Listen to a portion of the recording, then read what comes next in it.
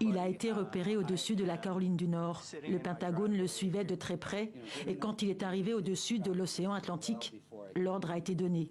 Un avion de chasse F-22 Raptor l'a immédiatement pris pour cible. Il est 14h39 aux États-Unis. Un seul missile RR supersonique a suffi. Une petite explosion et le ballon, de la taille de 3 bus, éclate. Il ne reste de lui qu'un nuage éphémère. Ils l'ont abattu avec succès. Et je veux féliciter les pilotes qui l'ont fait. Nous aurons plus à en dire d'ici peu. Le président Joe Biden avait demandé à ce qu'on abatte ce ballon chinois dès mercredi. Trop risqué pour le renseignement américain. Des débris pouvaient s'éparpiller et blesser des personnes au sol. Il fallait donc attendre qu'il se retrouve au-dessus d'une zone non habitée. On va s'en occuper. Peu avant l'opération militaire, le trafic aérien a été suspendu dans 3 aéroports régionaux.